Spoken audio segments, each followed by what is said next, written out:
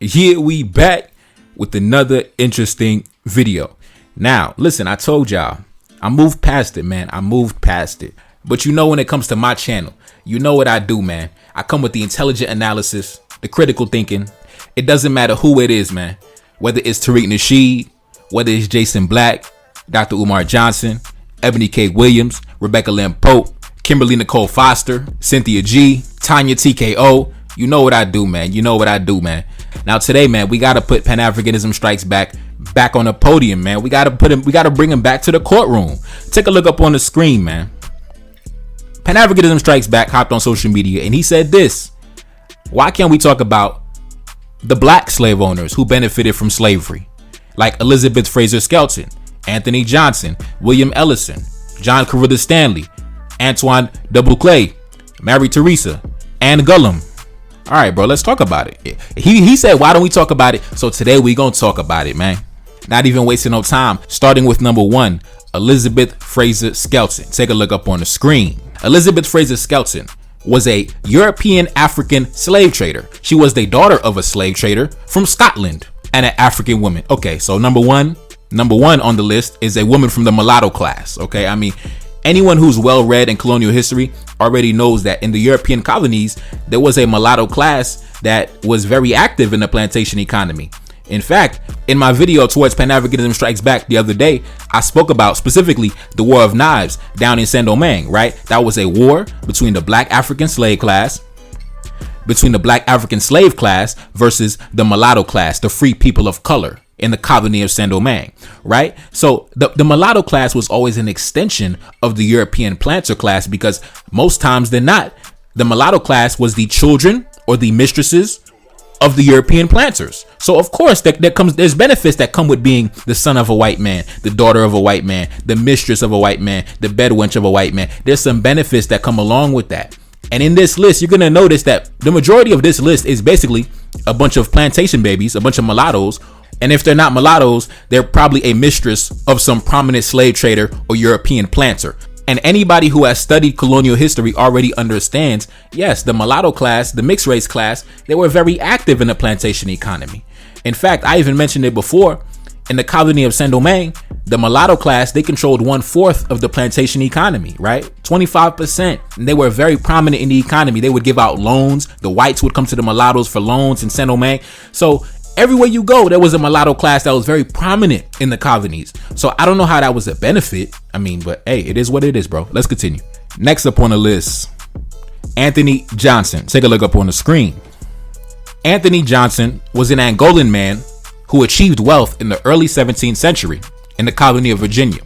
Held as an indentured servant in 1621, he earned his freedom after several years and was granted land by the colony. He later became a tobacco farmer in Maryland.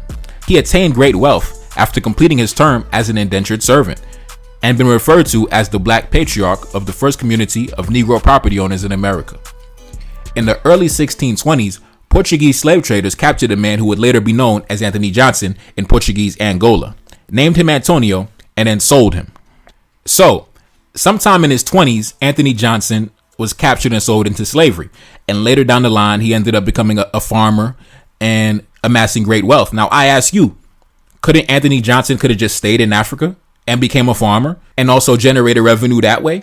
We didn't have farmers. We didn't have farmers back in Africa. We didn't have an upper class back in Africa. We didn't have rich black men back in Africa that was rich off agriculture back in Africa. He couldn't have done that back in Africa.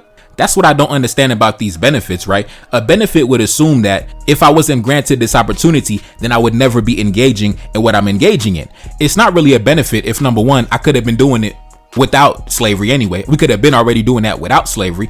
And on top of that, we could have been doing it way faster and way more efficiently. And we could have got rich way quicker without wasting time being in slavery, right? Instead of him spending all them years in indentured servitude, if he would have just been a farmer starting in his 20s when he was captured and enslaved, he could have been a big man getting rich back in Africa off agriculture, bro, without having to cross the Atlantic, without having to be enslaved, without having to be an indentured servant, without having to purchase his freedom.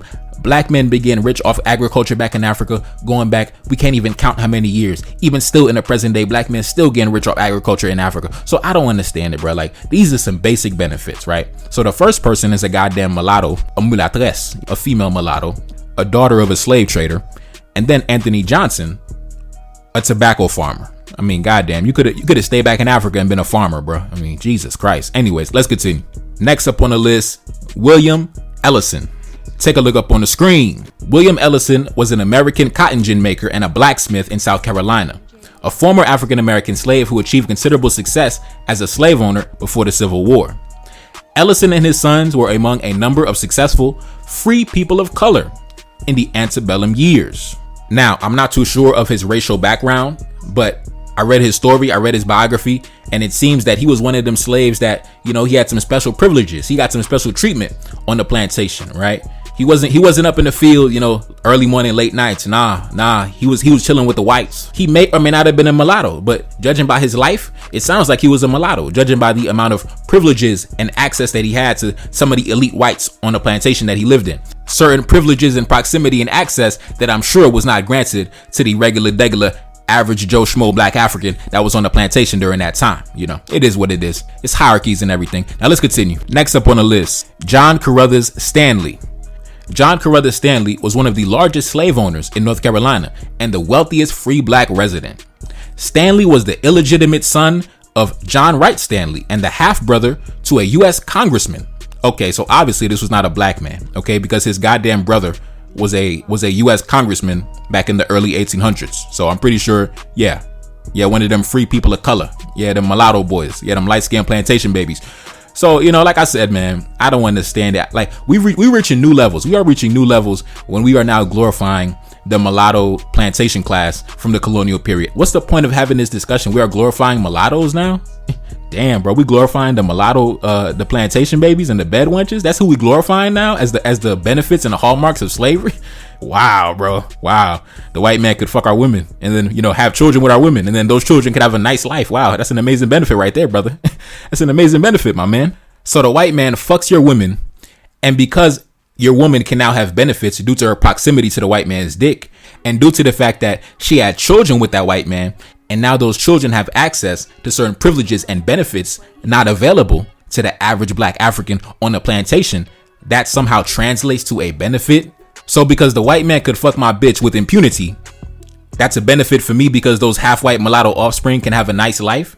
How about I could just stay in Africa and have sex with my own wife without some random European fucking her behind my back or in front of my face? How about that? I think that's a better scenario. Y'all don't agree? Y'all let me know. Let's continue. Next up on the list, Antoine de Bouclé. I think I said that right. I don't know. Anyways, Antoine was the state treasurer of Louisiana from 1868 to 1878. Before the American Civil War, he was one of the wealthiest African Americans in the nation. After the war, he was the first person of African descent to hold office of Louisiana treasurer. In the mid-1830s, he met and married Claire Pollard, a wealthy free woman of color who owned a plantation and 44 slaves. This marriage lasted till her death in 1852. Now, I'm going to put a picture of the brother up on the screen, right? This African-American brother who was holding political office back in the 1800s. And you can see clearly this brother got a white daddy. He got a white granddaddy. He got some white ancestry somewhere.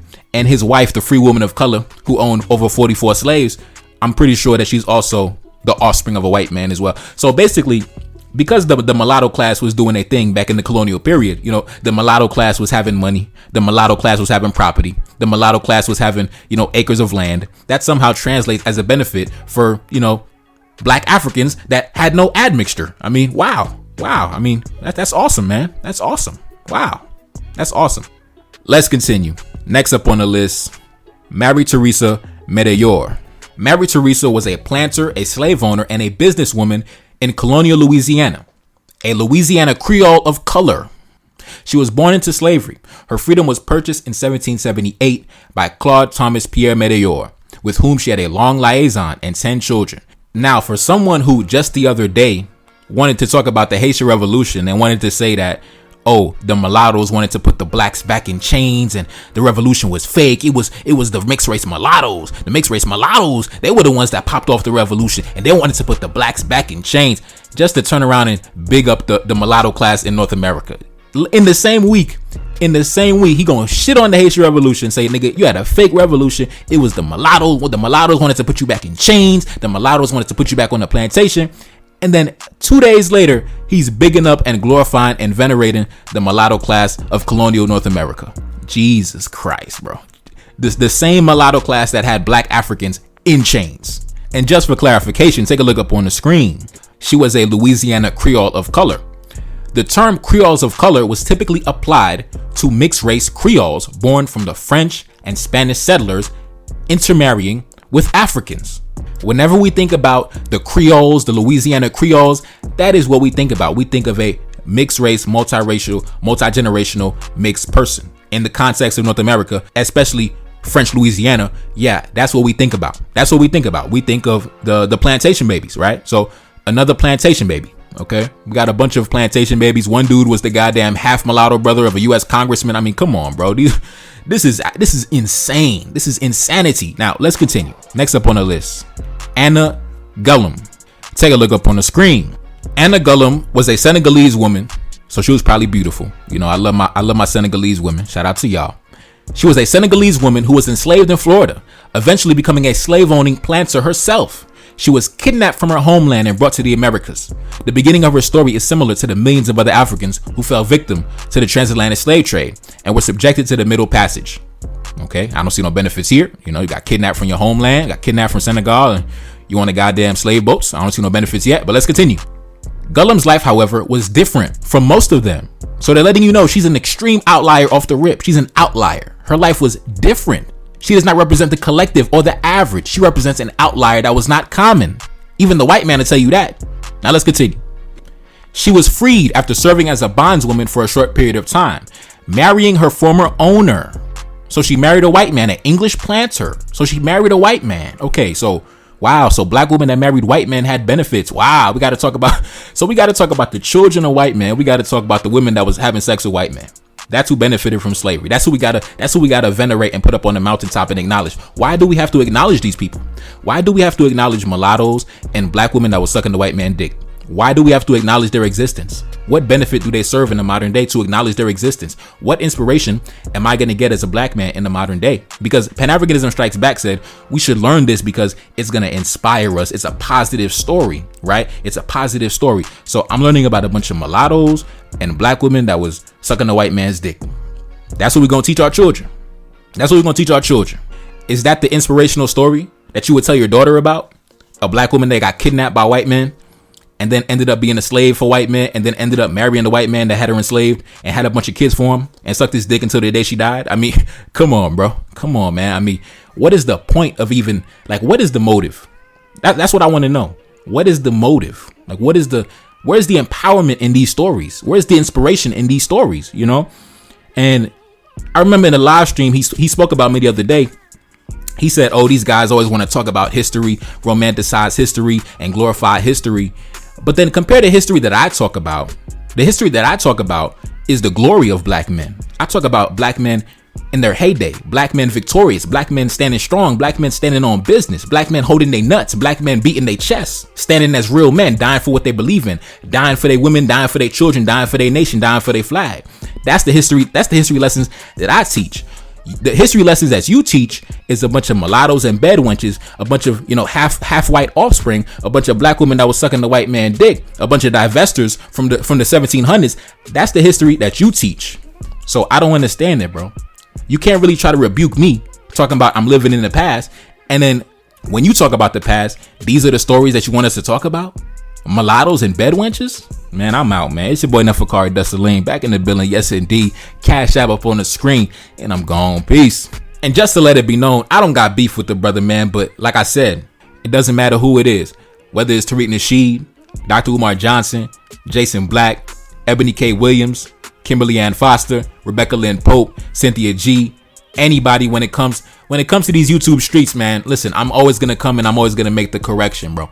It doesn't matter who it is. I'm always going to come back around and I'm always going to come with the analysis and I'm going to make the correction, man. It is what it is. That's why they love me that's why they love me in these YouTube streets, man. Like I told you, Rookie of the Year, bro. Rookie of the Year. Give me the championship belt, man. Give me the title. Give me the trophy. Rookie of the Year. It's your boy Nefakari Dusseline and I'm gone. Peace. Reincarnated, I'm back in the original. no fashion, I left on a horse and came back in that ass. And I left with abundance and came back to famine. We used to be pyramids, now we be rapping. Look how the mighty have fallen. Used to be running, now we be walking. When you be cooning, that's when they applauded. Selling your soul, your sons and your daughter. Gotta come up in this shit, they stuck in the mix. Really, my heart it be breaking. That's why I'm stacking that paper and handle my business. Pass it down in generation. Talking about money and power and building a nation. That's a deadly combination. Never be watching the TV, they pushing agendas, falsifying information. Know they got malice intentions. Step in the room and I'm feeling the tension. Enemy watching, he blocking my vision. Pay for the check cause I need my redemption. Building my kingdom, I need it protected. Ready for war like a young Money Congo. Never decided the team is the motto. Up in the crib and I'm whipping up waffles. Up in the crib and I'm smoking gelato. I'm chilling, I'm taking my pain and make it ambition. I'm blessed by the gods, but I ain't religious. I came for the power, they came for the bitch. They making no hourly wage, I got business. This is an art and they could never be taught. Selling my soul, I can never be bought. Play with my money, I see you in court. Run to the check and I do it for sport. Babylon falling, I go to the source. Packing my luggage and go overseas. Shorty be with me and she so elite. Shorty be chocolate, I'm calling her Hershey. Secret intelligence probably gon' murk me. Don't fuck with brands cause nigga I'm Haitian. Say the wrong shit and you're smacking their faces.